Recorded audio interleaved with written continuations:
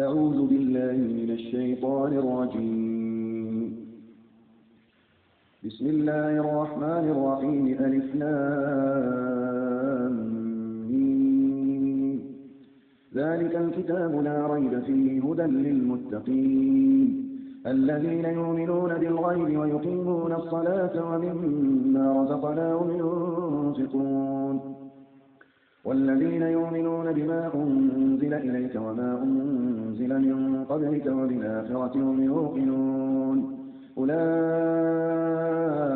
على هدى من ربهم وأولئك هم المفلحون.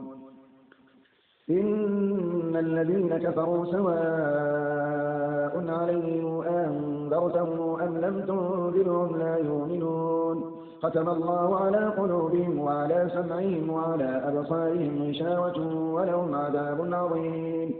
ومن الناس من يقول آمنا بالله وباليوم الآخر وما هم بمؤمنين يخادعون الله والذين آمنوا وما يخادعون إلا أنفسهم وما يشعرون في قلوبهم مرض فزادهم الله مرضا ولهم عذاب أليم بما كانوا يكذبون.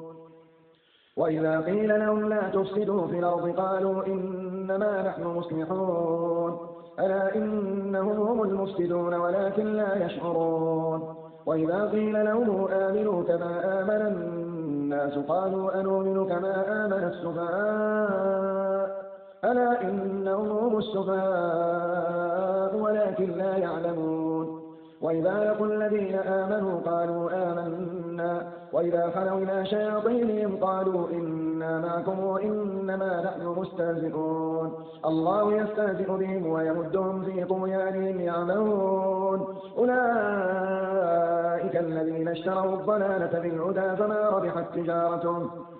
ربحت تجارتهم وما كانوا مهتدين. مثلهم كمثل الذي استوقد نارا فلما أضاءت ما حوله ذهب الله بنورهم وتركهم في ظلمات لا يبصرون صم بكم عمي فهم لا يرجعون أو كطيب من السماء في ظلمات ورعد وبرق يجعلون أصابعهم في آذانهم من الصواعق حذر الموت والله محيط بالكافرين. يكاد البرق يخطف أبصارهم كلما أضاء لهم مشوا فيه وإذا أظلم عليهم قالوا ولو شاء الله لذهب بسمعهم وأبصارهم إن الله على كل شيء قدير. يا أيها الناس اعبدوا ربكم الذي خلقكم والذين من قبلكم لعلكم تتقون الذي جعل لكم الأرض فراشا والسماء بناء وأنزل من السماء ماء فأخرج به من الثمرات رزقا لكم فلا تجعلوا لله أندادا وأنتم تعلمون. وإن كنتم في ريب مما نزلنا على عبدنا فاتوا بسورة من مثله وادعوا شهداءكم من دون الله إن كنتم صادقين فإن لم تفعلوا ولن تفعلوا فاتقوا النار التي وقودها الناس والحجارة أعدت للكافرين. وبشر الذين آمنوا وعملوا الصالحات أن لهم جنات تجري من تحتها الأنهار كلما رزقوا منها من ثمرة رزقا قالوا هذا الذي رزقنا من قبل وأتوا به متشابها ولهم فيها أزواج مطهرة وهم فيها خالدون. إن الله لا يستحيي أن يضرب مثلا ما بعوضة فما فوقها فأما الذين آمنوا فيعلمون أنه الحق من ربهم وأما الذين كفروا فيقولون ماذا أراد الله بهذا مثلا يضل به كثيرا ويهدي به كثيرا وما يضل به إلا الفاسقين. الذين ينقضون عهد الله من بعد ميثاقه ويقطعون ما أمر الله به أن يوصل ويفسدون في الأرض أولئك هم الخاسرون. كيف تكفرون بالله وكنتم أمواتا فأحياكم ثم يميتكم ثم يحييكم ثم إليه ترجعون. هو الذي خلق لكم ما في الأرض جميعا ثم استوى إلى السماء فسواهن 7 سماوات وهو بكل شيء عليم. وإذ قال ربك للملائكة إني جاعل في الأرض خليفة قالوا أتجعل فيها من يفسد فيها ويسفك الدماء ونحن نسبح بحمدك ونقدس لك قال إني أعلم ما لا تعلمون. وعلم آدم الأسماء كلها ثم عرضهم على الملائكة فقال أنبئوني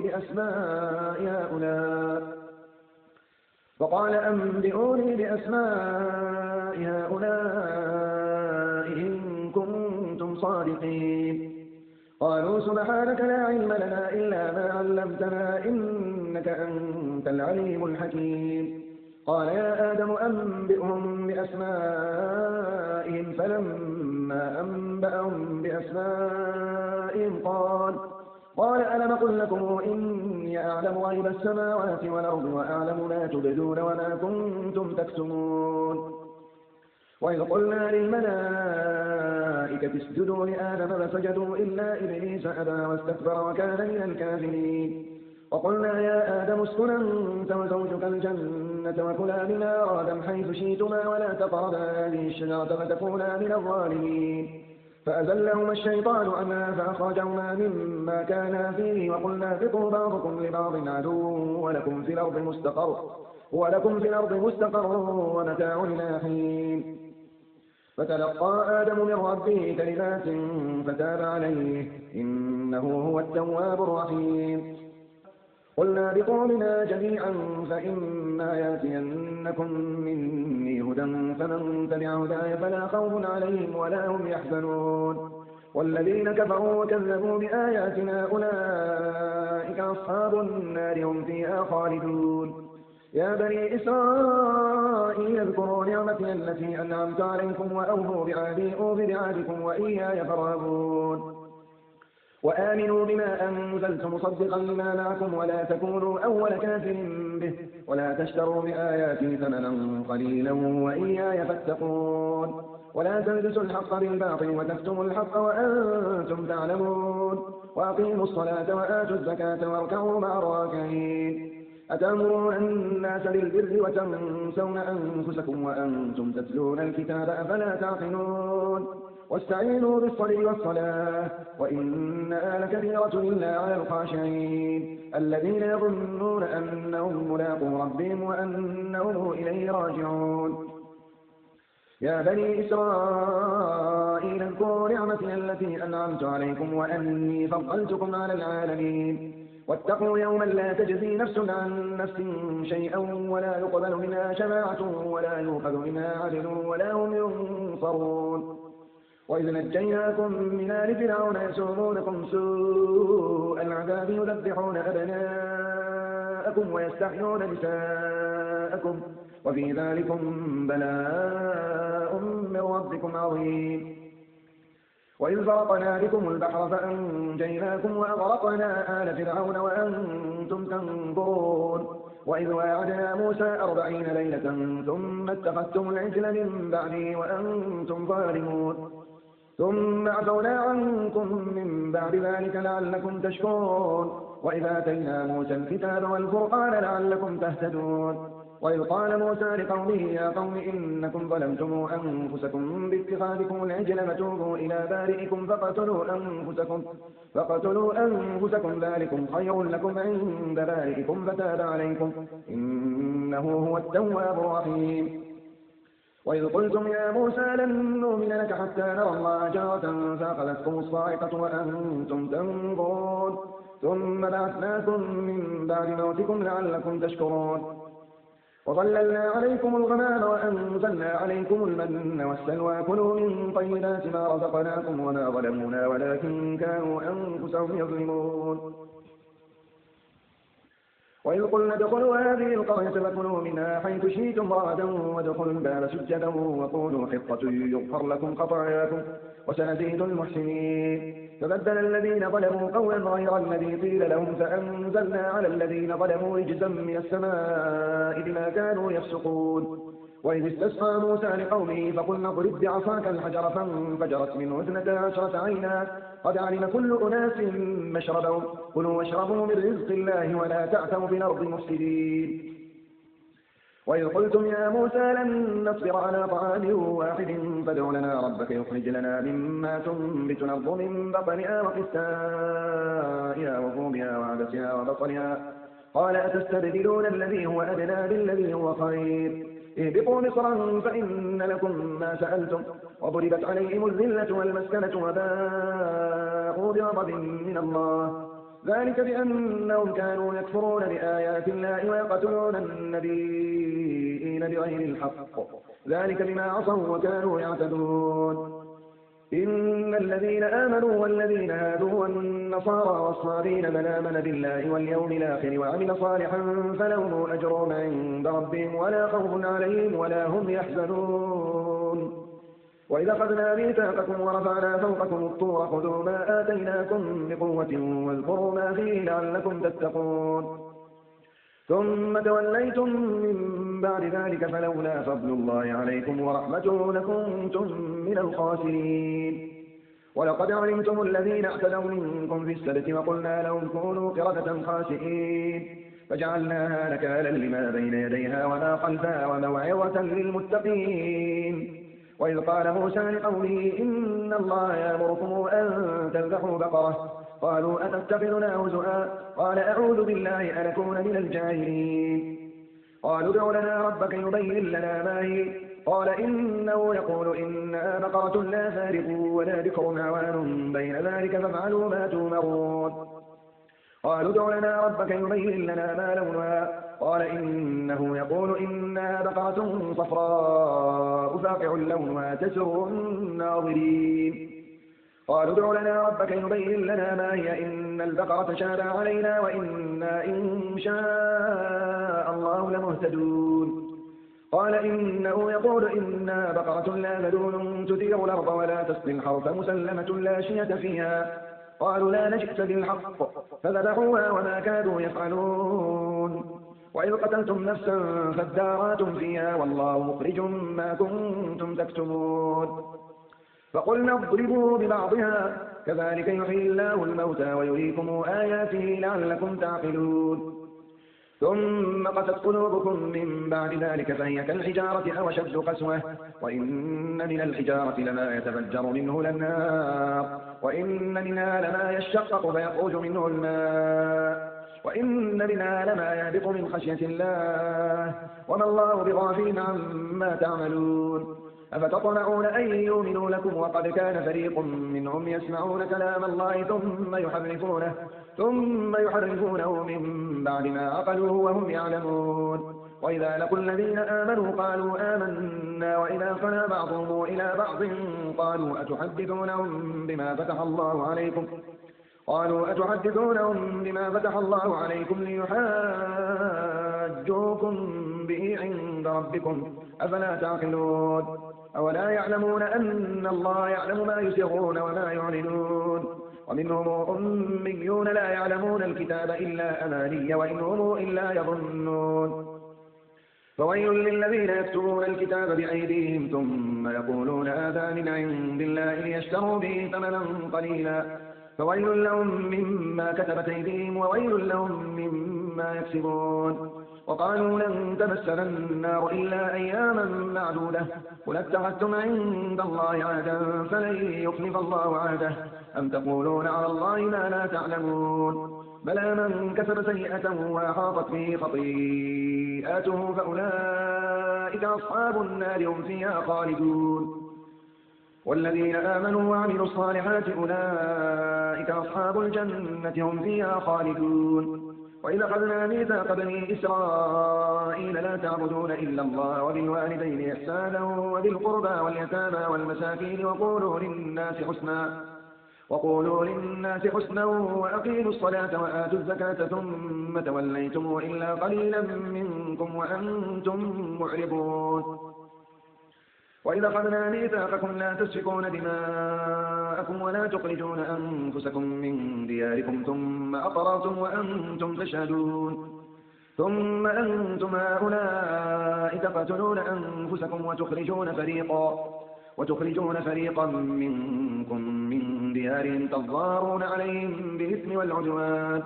وإن يأتوكم أسارى تهادوهم وهو محرم عليكم إخراجهم أفتؤمنون ببعض الكتاب وتكفرون ببعض فما جزاء من يفعل ذلك منكم إلا خزي في الحياة الدنيا ويوم القيامة يردون إلى أشد العذاب وما الله بغافل عما يعملون أولئك الذين اشتروا الحياة الدنيا بالآخرة فلا يخفف عنهم العذاب ولا هم ينصرون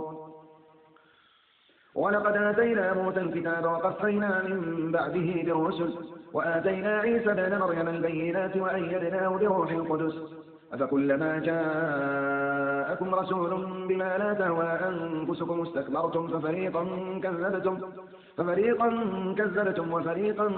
تقتلون وقالوا قلوبنا غلف بل لعنهم الله بكفرهم فقليلا ما يؤمنون ولما جاءهم كتاب من عند الله مصدق لما معهم وكانوا من قبل يستفتحون على الذين كفروا فلما جاءهم ما عرفوا كفروا به فلعنة الله على الكافرين بئس ما اشتروا به أنفسهم أن يكفروا بما أنزل الله بغيا أن ينزل الله من فضله على من يشاء من عباده فباءوا بغضب على غضب وللكافرين عذاب مهين وإذا قيل لهم آمنوا بما أنزل الله قالوا نؤمن بما أنزل علينا ويكفرون بما وراءه وهو الحق مصدقا لما معهم قل فلم تقتلون أنبياء الله من قبل إن كنتم مؤمنين ولقد جاءكم موسى بالبينات ثم اتخذتم العجل من بعده وأنتم ظالمون وإذا أخذنا ميثاقكم ورفعنا فوقكم الطور خذوا ما آتيناكم بقوة واسمعوا قالوا سمعنا وعصينا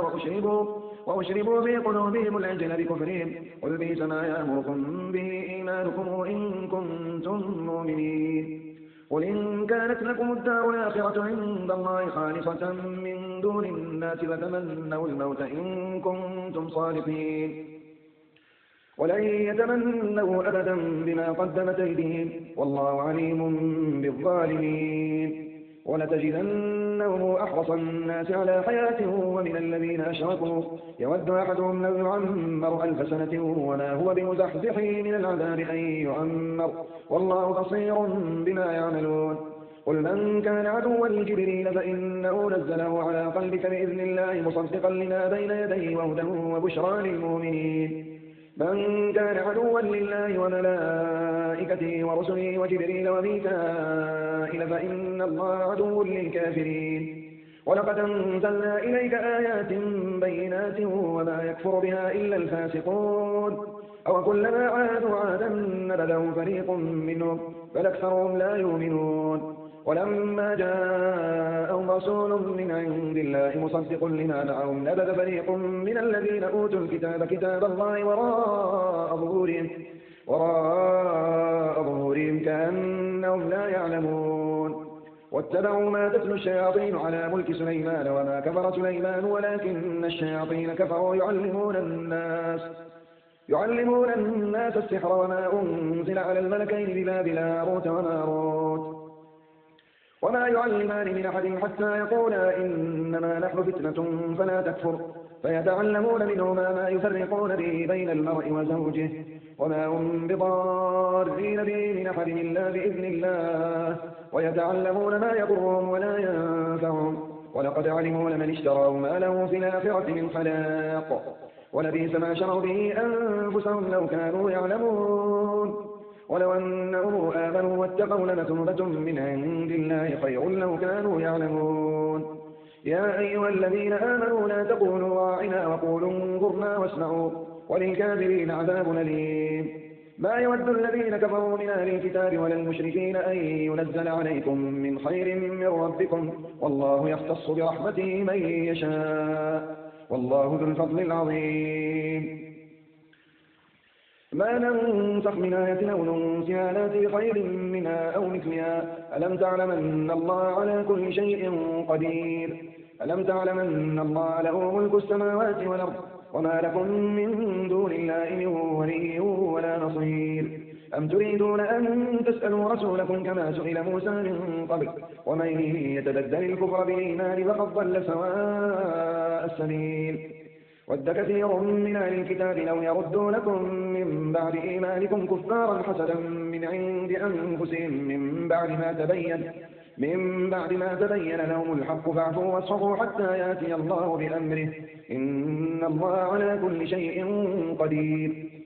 وأقيموا الصلاة وآتوا الزكاة وما تقدموا لأنفسكم من خير تجدوه عند الله إن الله بما تعملون بصير وقالوا لن يدخل الجنة إلا من كان هودا أو نصارى تلك أمانيهم قل هاتوا برهانكم إن كنتم صادقين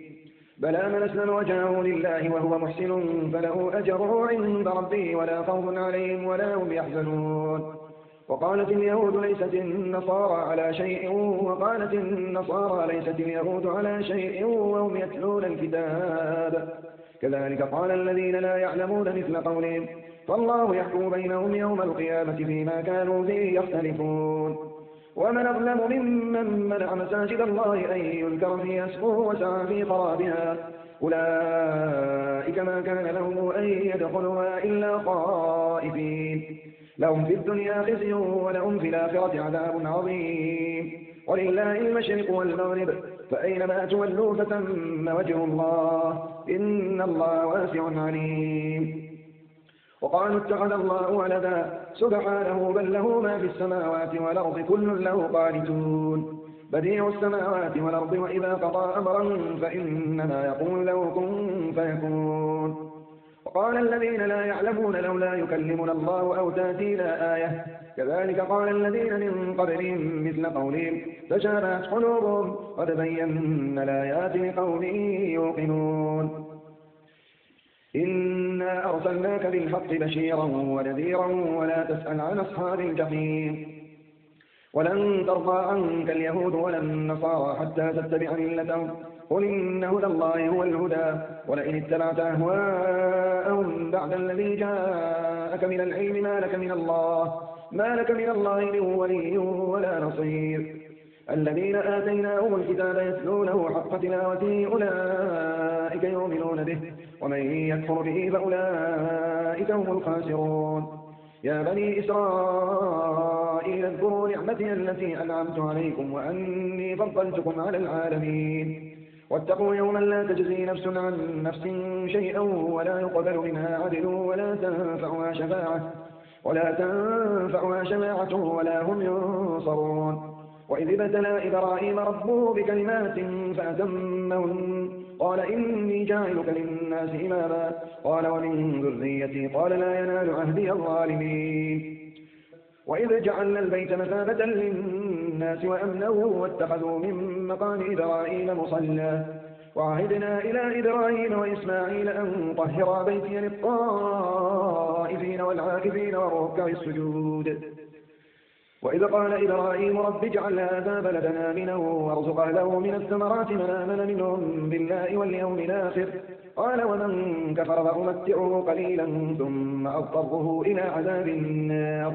وبئس المصير وإذ يرفع إبراهيم القواعد من البيت وإسماعيل ربنا تقبل منا إنك أنت السميع العليم ربنا وجعلنا مسلمين لك ومن ذريتنا أمة مسلمة لك وأرنا مناسكنا وتب علينا إنك أنت التواب الرحيم ربنا وابعث فيهم رسولا منهم يتلو عليهم آياتك ويعلمهم الكتاب والحكمة ويزكيهم إنك أنت العزيز الحكيم ومن يرغب عن ملة إبراهيم إلا من سفه نفسه ولقد اصطفيناه في الدنيا وإنه في الآخرة لمن الصالحين إذ قال له ربه أسلم قال أسلمت لرب العالمين وأوصى بها إبراهيم بنيه ويعقوب يا بني إن الله اصطفى لكم الدين فلا تموتن إلا وأنتم مسلمون أم كنتم شهداء إذ حضر يعقوب الموت إذ قال لبنيه ما تعبدون من بعدي قالوا نعبد إلهك وإله آبائك إبراهيم وإسماعيل وإسحاق إلها واحدا ونحن له مسلمون تلك أمة قد خلت لها ما كسبت ولكم ما كسبتم ولا تسألون عما كانوا يعملون وقالوا كونوا هودا أو نصارى تهتدوا قل بل ملة إبراهيم حنيفا وما كان من المشركين قولوا آمنا بالله وما أنزل إلينا وما أنزل إلى إبراهيم وإسماعيل وإسحاق ويعقوب والأسباط وما أوتي موسى وعيسى وما أوتي النبيون من ربهم لا نفرق بين أحد منهم ونحن له مسلمون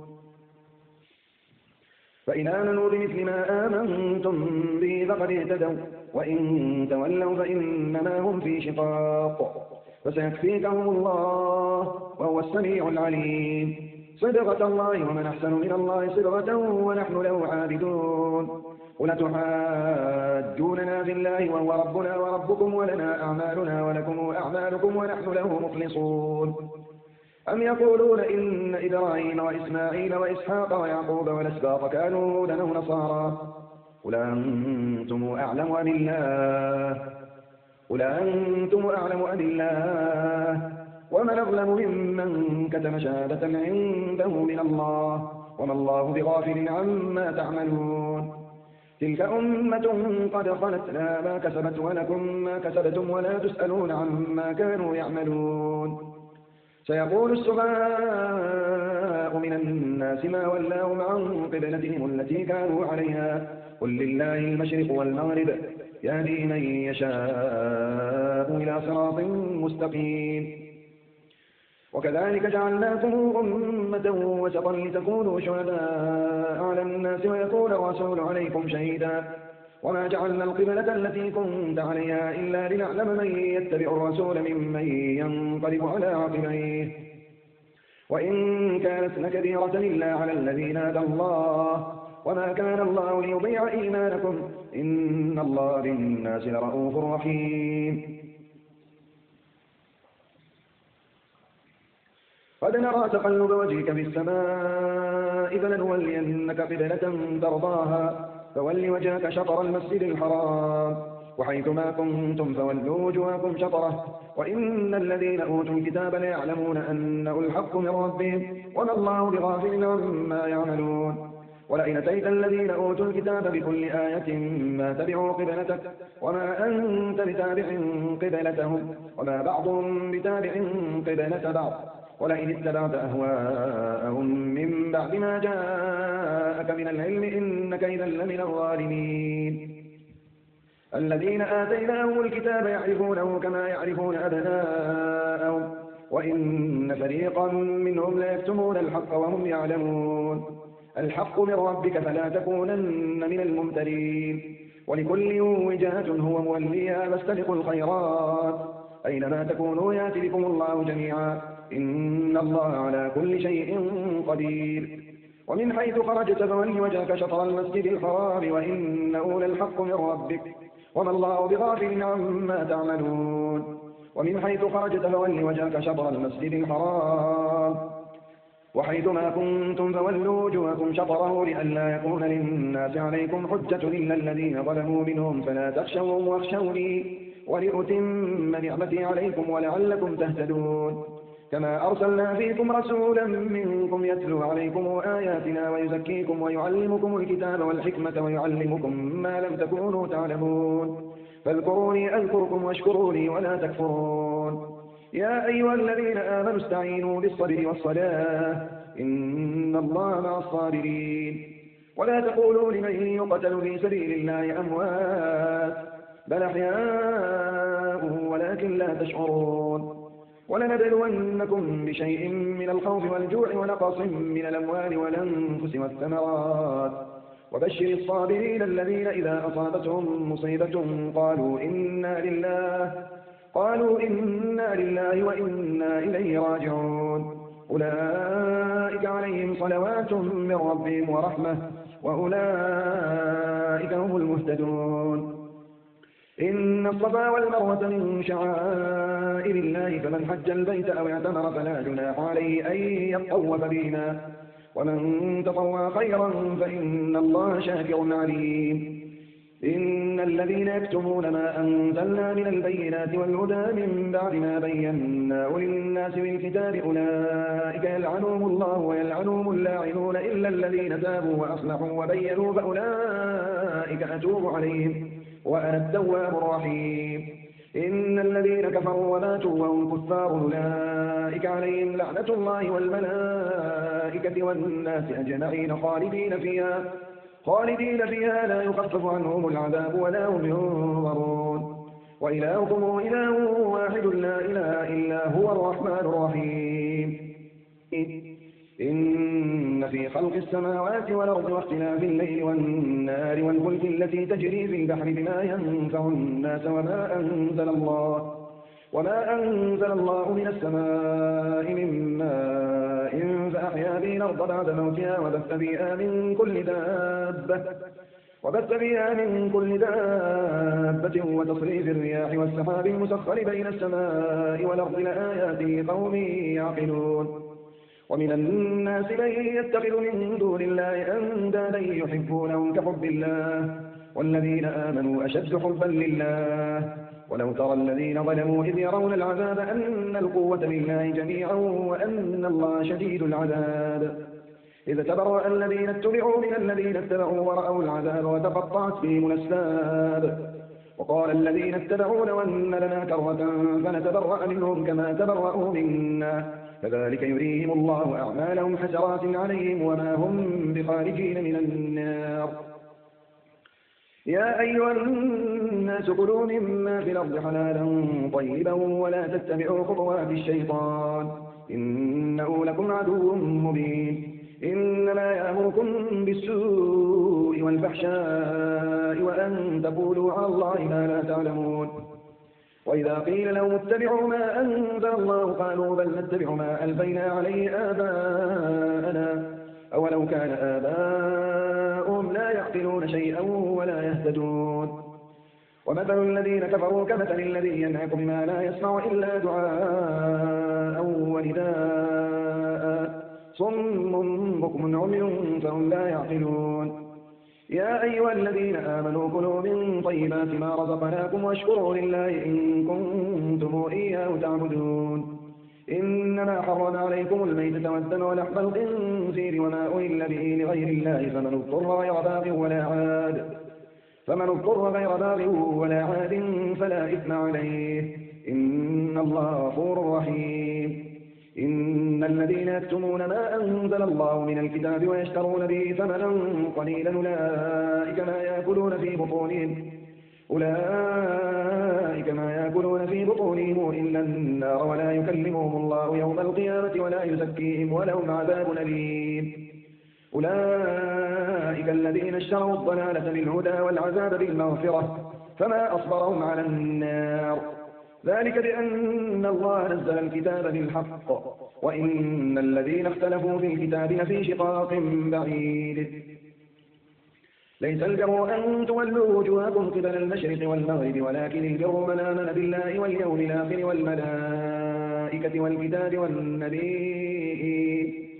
والنبيين وآتى المال على حبه ذوي القربى واليتامى والمساكين وابن السبيل والسائلين وفي الرقاب وأقام الصلاة وآتى الزكاة والموفون بعهدهم إذا عادوا والصابرين في البأساء والضراء وحين البأس أولئك الذين صدقوا وأولئك هم المتقون يا أيها الذين آمنوا كتب عليكم القصاص بالقتلى الحر بالحر والعبد بالعبد والأنثى بالأنثى فمن عفي له من أخيه شيء فاتباع بالمعروف وأداء إليه بإحسان ذلك تخفيف من ربكم ورحمة فمن اعتدى بعد ذلك فله عذاب أليم ولكم في القصاص حياة يا أولي الألباب لعلكم تتقون كتب عليكم إذا حضر أحدكم الموت إن ترك خيرا الوصية للوالدين والأقربين بالمعروف حقا على المتقين فمن بدله بعدما سمعه فإنما إثمه على الذين يبدلونه إن الله سميع عليم. فمن خاف من موص جنفا إثما فأصلح بينهم فلا إثم عليه إن الله غفور رحيم. يا أيها الذين آمنوا كتب عليكم الصيام كما كتب على الذين من قبلكم لعلكم تتقون أياما معدودات فمن كان منكم مريضا أو على سفر فعدة من أيام أخر وعلى الذين يطيقونه فدية طعام مساكين فمن تطوع خيرا فهو خير له وأن تصوموا خير لكم إن كنتم تعلمون. شهر رمضان الذي أنزل فيه القرآن هدى للناس وبينات من الهدى والفرقان فمن شهد منكم الشهر فليصم ومن كان مريضا أو على سفر فعدة من أيام أخر يريد الله بكم اليسر ولا يريد بكم العسر ولتكملوا العدة ولتكبروا الله على ما هداكم ولعلكم تشكرون. وإذا سألك عبادي عني فإني قريب أجيب دعوة الداعي إذا دعان فليستجيبوا لي وليؤمنوا بي لعلهم يرشدون. أحل لكم ليلة الصيام الرفث إلى نسائكم هن لباس لكم وأنتم لباس لهن علم الله أنكم كنتم تختانون أنفسكم فتاب عليكم وعفى عنكم فلا نباشرون وابتغوا ما كتب الله لكم وكلوا واشربوا حتى يتبين لكم الخيط الأبيض من الخيط الأسود من الفجر ثم أتموا الصيام إلى الليل ولا تباشروهن وأنتم عاكفون في المساجد تلك حدود الله فلا تقربوها كذلك يبين الله آياته للناس لعلهم يتقون. ولا تأكلوا أموالكم بينكم بالباطل وتدلوا بها إلى الحكام لتأكلوا فريقا من أموال الناس بالإثم وأنتم تعلمون. يسألونك عن الأهلة قل هي مواقيت للناس والحج وليس البر بأن تأتوا البيوت من ظهورها ولكن البر من اتقى وأتوا البيوت من أبوابها واتقوا الله لعلكم تفلحون. وقاتلوا في سبيل الله الذين يقاتلونكم ولا تعتدوا إن الله لا يحب المعتدين. وقتلوهم حيث ثقفتموهم وأخرجوهم من حيث أخرجوكم والفتنة أشد من القتل ولا تقاتلوهم عند المسجد الحرام حتى يقاتلوكم فيه فإن قاتلوكم فقتلوهم كذلك جزاء الكافرين فإن انتهوا فإن الله غفور رحيم. وقاتلوهم حتى لا تكون فتنة ويكون الدين لله فإن انتهوا فلا عدوان إلا على الظالمين. الشهر الحرام بالشهر الحرام والحرمات قصاص فمن اعتدى عليكم فاعتدوا عليه بمثل ما اعتدى عليكم واتقوا الله واعلموا أن الله مع المتقين. وأنفقوا في سبيل الله ولا تلقوا بأيديكم إلى التهلكة وأحسنوا إن الله يحب المحسنين. وأتموا الحج والعمرة لله فإن أحصرتم فما استيسر من الهدي ولا تحلقوا رؤوسكم حتى يبلغ الهدي محله فمن كان منكم مريضا أو به أذى من رأسه ففدية من صيام أو صدقة أو نسك فإذا أمنتم فمن تمتع بالعمرة إلى الحج فما استيسر من الهدي فمن لم يجد فصيام 3 أيام في الحج و7 إذا رجعتم تلك 10 كاملة ذلك لمن لم يكن أهله حاضر المسجد الحرام واتقوا الله واعلموا أن الله شديد العقاب. الحج أشهر معلومات فمن فرض فيهن الحج فلا رفث ولا فسوق ولا جدال في الحج وما تفعلوا من خير يعلمه الله وتزودوا فإن خير الزاد التقوى واتقون يا أولي الألباب. ليس عليكم جناح أن تبتغوا فضلا من ربكم فإذا أفضتم من عرفات فاذكروا الله عند المشعر الحرام واذكروا كما هداكم وإن كنتم من قبله لمن الضالين. ثم أفيضوا من حيث أفاض الناس واستغفروا الله إن الله غفور رحيم. فإذا قضيتم مناسككم فاذكروا الله كذكركم آباءكم أو أشد ذكرا فمن الناس من يقول ربنا آتنا في الدنيا وما له في الآخرة من خلاق ومنهم من يقول ربنا آتنا في الدنيا حسنة وفي الآخرة حسنة وقنا عذاب النار أولئك لهم نصيب مما كسبوا والله سريع الحساب. واذكروا الله في أيام معدودات، فمن تعجل في يومين فلا إثم عليه، ومن تأخر فلا إثم عليه، لمن اتقى. واتقوا الله واعلموا أنكم إليه تحشرون. ومن الناس من يعجبك قوله في الحياة الدنيا ويشهد الله على ما في قلبه وهو ألد الخصام، وإذا تولى سعى في الأرض يفسد فيها ويهلك الحرث والنسل، والله لا يحب الفساد. وإذا قيل له اتق الله أخذته العزة بإثم فحسبه جهنم ولبئس المهاد. ومن الناس من يشري نفسه ابتغاء مرضات الله، والله رؤوف بالعباد. يا أيها الذين آمنوا ادخلوا في السلم كافة ولا تتبعوا خطوات الشيطان إنه لكم عدو مبين. فإن زللتم من بعد ما جاءتكم البينات فاعلموا أن الله عزيز حكيم. هل ينظرون إلا أن يأتيهم الله في ظلل من الغمام والملائكة وقضي لهم وإلى الله ترجع الأمور. سل بني إسرائيل كما آتيناهم من آية بينة ومن يبدل نعمة الله من بعد ما جاءته فإن الله شديد العقاب. زين للذين كفروا الحياة الدنيا ويسخرون من الذين آمنوا والذين اتقوا فوقهم يوم القيامة والله يرزق من يشاء بغير حساب. كان الناس أمة واحدة فبعث الله النبيين مبشرين ومنذرين وأنزل معهم الكتاب بالحق ليحكم بين الناس فيما اختلفوا فيه وما اختلف فيه إلا الذين أوتوه من بعد ما جاءتهم البينات بغيا بينهم فهدى الله الذين آمنوا لما اختلفوا فيه من الحق بإذنه والله يهدي من يشاء إلى صراط مستقيم. أم حسبتم أن تدخلوا الجنة ولما يأتكم مثل الذين خلوا من قبلكم مستهم البأساء والضراء وزلزلوا حتى يقول الرسول والذين آمنوا معه متى نصر الله ألا إن نصر الله قريب. يسألونك ماذا ينفقون قل ما أنفقتم من خير فللوالدين والأقربين واليتامى والمساكين وابن السبيل وما تفعلوا من خير فإن الله به عليم.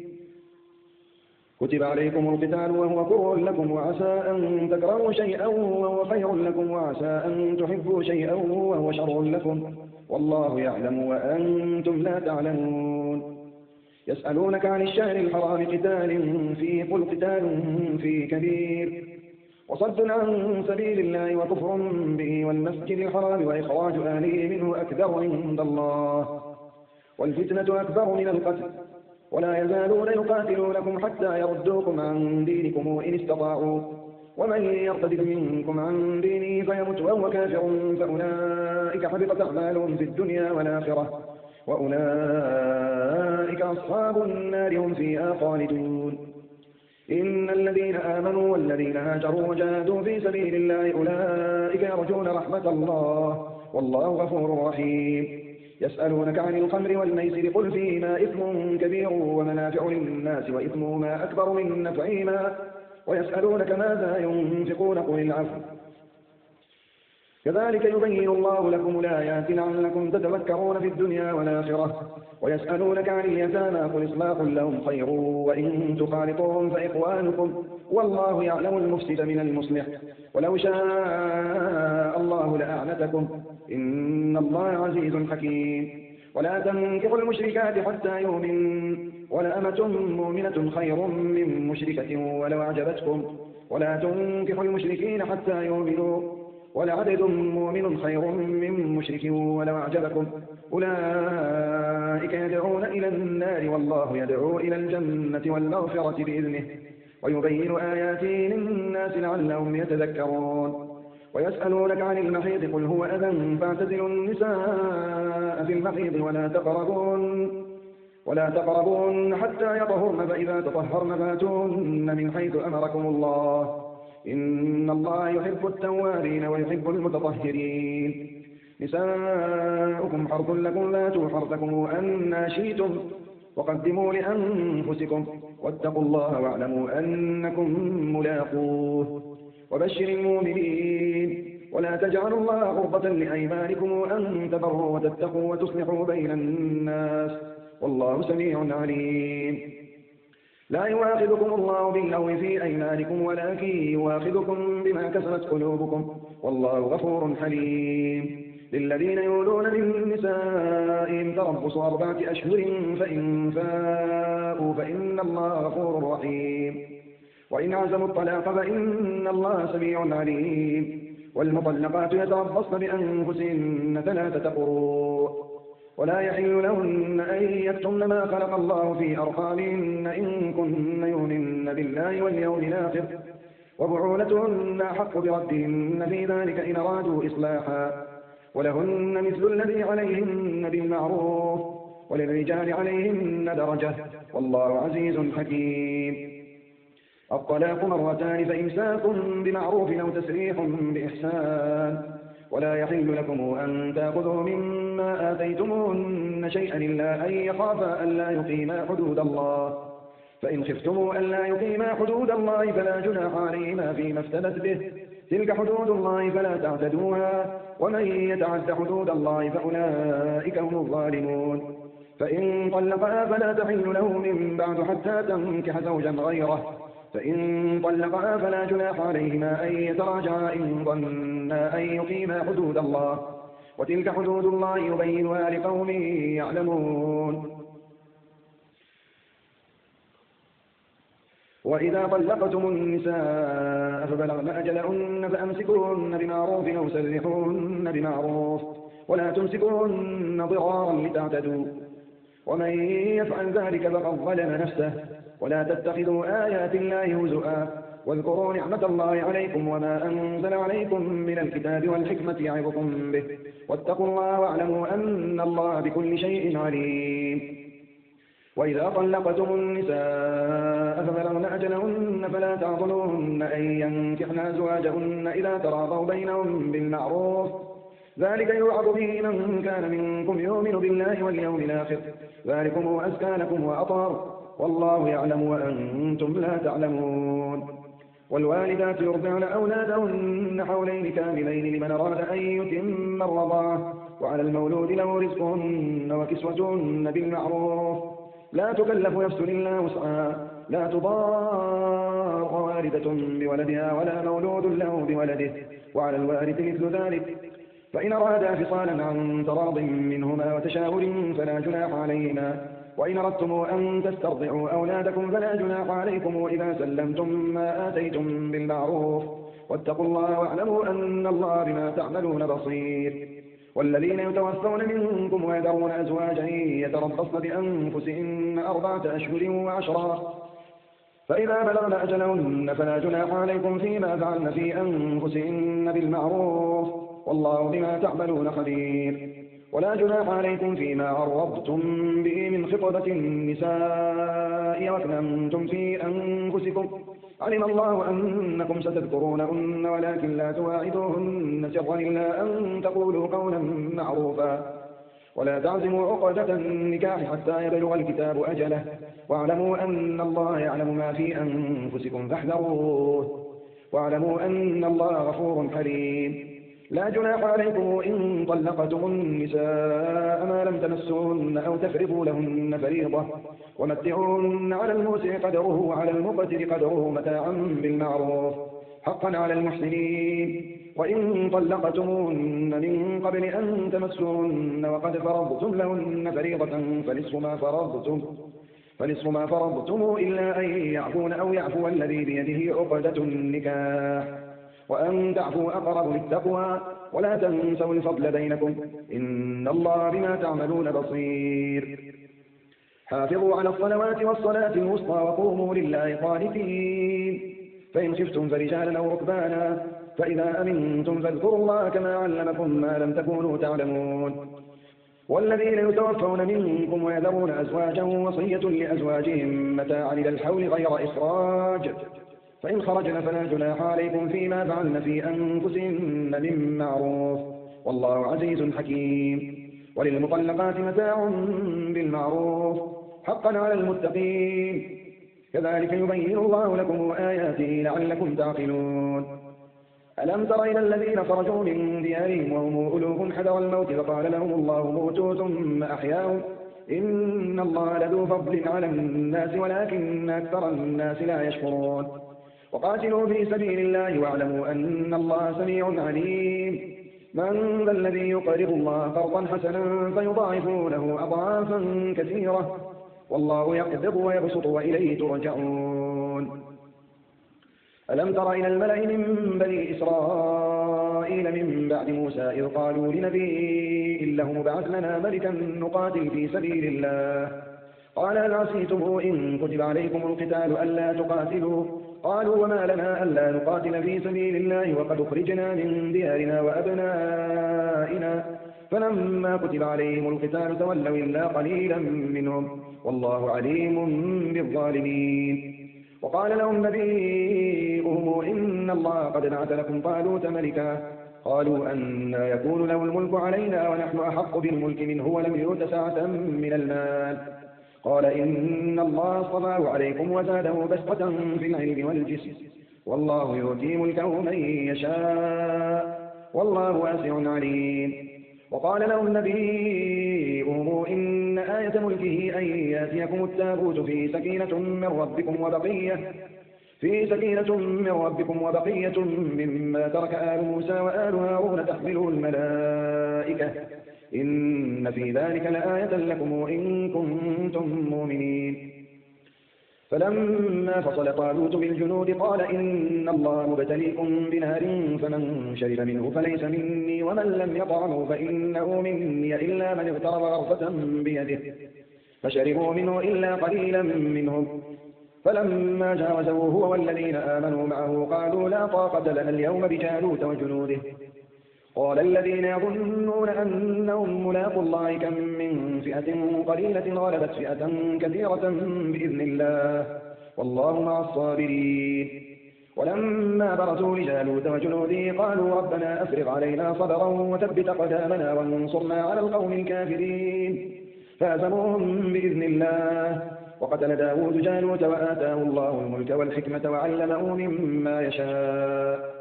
ولولا دفاع الله الناس بعضهم ببعض لفسدت الأرض ولكن الله ذو فضل على العالمين. تلك آيات الله نتلوها عليك بالحق وإنك لمن المرسلين. تلك الرسل فضلنا بعضهم على بعض منهم من كلم الله ورفع بعضهم درجات وآتينا عيسى ابن مريم البينات وأيدناه بروح القدس ولو شاء الله ما اقتتل الذين من بعد ما جاءتهم البينات ولكن اختلفوا فمنهم من آمن ومنهم من كفر ولو شاء الله ما اقتتلوا ولكن الله يفعل ما يريد. يا أيها الذين آمنوا أنفقوا مما رزقناكم من قبل أن يأتي يوم لا بيع فيه ولا خلة ولا شفاعة والكافرون هم الظالمون. الله لا إله إلا هو الحي القيوم لا تأخذه سنة ولا نوم له ما في السماوات وما في الأرض من ذا الذي يشفع عنده إلا بإذنه يعلم ما بين أيديهم وما خلفهم ولا يحيطون بشيء من علمه إلا بما شاء وسع كرسيه السماوات والأرض ولا يؤوده حفظهما وهو العلي العظيم. لا إكراه في الدين قد تبين الرشد من الغي فمن يكفر بالطاغوت ويؤمن بالله فقد استمسك بالعروة الوثقى لا انفصام لها والله سميع عليم. الله ولي الذين آمنوا يخرجهم من الظلمات إلى النور والذين كفروا أولياءهم الطاغوت يخرجونهم من النور إلى الظلمات أولئك أصحاب النار هم فيها خالدون. ألم تر إلى الذي حاج إبراهيم في ربه أن آتاه الله الملك إذ قال إبراهيم ربي الذي يحيي ويميت قال أنا أحيي وأميت قال إبراهيم فإن الله يأتي بالشمس من المشرق فات بها من المغرب فبهت الذي كفر والله لا يهدي القوم الظالمين. أو كالذي مر على قرية وهي خاوية على عروشها قال أنى يحيي هذه الله بعد موتها فأماته الله 100 عام ثم بعثه قال كم لبثت قال لبثت يوما أو بعض يوم قال بل لبثت 100 عام فانظر إلى طعامك وشرابك لم يتسنه وانظر إلى حمارك ولنجعلك آية للناس وانظر إلى العظام كيف ننشرها ثم نكسوها لحما فلما تبين له قال أعلم أن الله على كل شيء قدير وإذ قال إبراهيم رب أرني كيف تحيي الموتى قال أولم تؤمن قال بلى ولكن ليطمئن قلبي قال فخذ 4 من الطير فصرهن إليك ثم اجعل على كل جبل منهن جزءا ثم ادعهن يأتينك سعيا واعلم أن الله عزيز حكيم مثل الذين ينفقون أموالهم في سبيل الله كمثل حبة أنبتت 7 سنابل في كل سنبلة 100 حبة والله يضاعف لمن يشاء والله واسع عليم الذين ينفقون أموالهم في سبيل الله ثم لا يتبعون ما أنفقوا منا ولا أذى لهم أجرهم عند ربهم ولا خوف عليهم ولا هم يحزنون قول معروف ومغفرة خير من صدقة يتبعها أذى والله غني حليم يا أيها الذين آمنوا لا تبطلوا صدقاتكم بالمن والأذى كالذي ينفق ماله رئاء الناس ولا يؤمن بالله واليوم الآخر فمثله كمثل صفوان عليه تراب فأصابه وابل فتركه صلدا لا يقدرون على شيء مما كسبوا والله لا يهدي القوم الكافرين ومثل الذين ينفقون أموالهم ابتغاء مرضات الله وتثبيتا من أنفسهم كمثل جنة بربوة أصابها وابل فآتت أكلها ضعفين فإن لم يصبها وابل فطل والله بما تعملون بصير أيود أحدكم أن تكون له جنة من نخيل وأعناب تجري من تحتها الأنهار له فيها من كل الثمرات وأصابه الكبر وله ذرية ضعفاء فأصابها إعصار في نار فاحترقت كذلك يبين الله لكم الآيات لعلكم تتفكرون يا أيها الذين آمنوا أنفقوا من طيبات ما كسبتم ومما أخرجنا لكم من الأرض ولا تيمموا الخبيث منه تنفقون ولستم بآخذيه إلا أن تغمضوا فيه واعلموا أن الله غني حميد الشيطان يعدكم الفقر ويأمركم بالفحشاء والله يعدكم مغفرة منه وفضلا والله واسع عليم يؤتي الحكمة من يشاء ومن يؤت الحكمة فقد أوتي خيرا كثيرا وما يذكر إلا أولو الألباب وما أنفقتم من نفقة أو نذرتم من نذر فإن الله يعلمه وما للظالمين من أنصار إن تبدوا الصدقات فنعما هي وإن تخفوها وتؤتوا الفقراء فهو خير لكم ونكفر عنكم من سيئاتكم والله بما تعملون خبير ليس عليك هداهم ولكن الله يهدي من يشاء وما تنفقوا من خير فلأنفسكم وما تنفقون إلا ابتغاء وجه الله وما تنفقوا من خير يوفى إليكم وأنتم لا تظلمون للفقراء الذين أحصروا في سبيل الله لا يستطيعون ضربا في الأرض يحسبهم الجاهل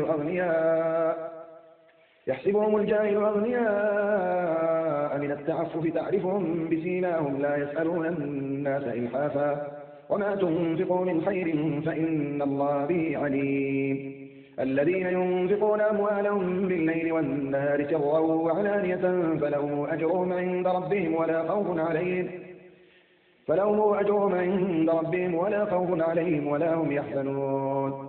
الذين يأكلون الربا لا يقومون إلا كما يقوم الذي يتخبطه الشيطان من المس ذلك بأنهم قالوا إنما البيع مثل الربا وأحل الله البيع وحرم الربا فمن جاءه موعظة من ربه فانتهى فله ما سلف وأمره إلى الله ومن عاد فأولئك أصحاب النار هم فيها خالدون يمحق الله الربا ويربي الصدقات والله لا يحب كل كفار أثيم. إن الذين آمنوا وعملوا الصالحات وأقاموا الصلاة وآتوا الزكاة لهم أجرهم عند ربهم ولا خوف عليهم ولا هم يحزنون. يا أيها الذين آمنوا اتقوا الله وذروا ما بقي من الربا إن كنتم مؤمنين فإن لم تفعلوا فآذنوا بحرب من الله ورسوله وإن تبتم فلكم رؤوس أموالكم لا تظلمون ولا تظلمون. وإن كان ذو عسرة فنظرة إلى ميسرة وأن تصدقوا خير لكم إن كنتم تعلمون. واتقوا يوما ترجعون فيه إلى الله ثم توفى كل نفس ما كسبت وهم لا يظلمون. يا أيها الذين آمنوا إذا تداينتم بدين إلى أجل مسمى فاكتبوه وليكتب بينكم كاتب بالعدل ولا ياب كاتب أن يكتب كما علمه الله فليكتب وليملل الذي عليه الحق وليتق الله ربه ولا يبخس منه شيئا. فإن كان الذي عليه الحق سفيئا أو ضعيفا أو لا يستطيع أن يمل هو فليملل وليه بالعدل واستشهدوا شهيدين من رجالكم فإن لم يكونا رجلين فرجل وامرأتان ممن ترضون من الشهداء أن تضل إحداهما فتذكر إحداهما الأخرى ولا يأبى الشهداء إذا ما دعوا ولا تسأموا أن تكتبوا صغيرا أو كبيرا إلى أجله ذلكم أقسط عند الله وأقوم للشهادة وأدنى ألا ترتابوا إلا أن تكون تجارة حاضرة تديرونها بينكم فليس عليكم جناح ألا تكتبوها وأشهدوا إذا تبايعتم ولا يضار كاتب ولا شهيد وإن تفعلوا فإنه فسوق بكم واتقوا الله ويعلمكم الله والله بكل شيء عليم. وإن كنتم على سفر ولم تجدوا كاتبا فرهان مقبوضة فإن أمن بعضكم بعضا فليؤد الذي اؤتمن أمانته وليتق الله ربه ولا تكتموا الشهادة ومن يكتمها فإنه آثم قلبه والله بما تعملون عليم. لله ما في السماوات وما في الأرض وإن تبدوا ما في أنفسكم أو تخفوه يحاسبكم به الله فيغفر لمن يشاء ويعذب من يشاء والله على كل شيء قدير. آمن الرسول بما أنزل إليه من ربه والمؤمنون كلنا آمن بالله وملائكته وكتبه ورسله لا نفرق بين أحد من رسله وقالوا سمعنا وأطعنا غفرانك ربنا وإليك المصير. لا يكلف الله نفسا إلا وسعها لها ما كسبت وعليها ما اكتسبت ربنا لا تؤاخذنا إن نسينا أو أخطأنا ربنا ولا تحمل علينا إصرا كما حملته على الذين من قبلنا ربنا ولا تحملنا ما لا طاقة لنا به واعف عنا واغفر لنا وارحمنا أنت مولانا فانصرنا على القوم الكافرين.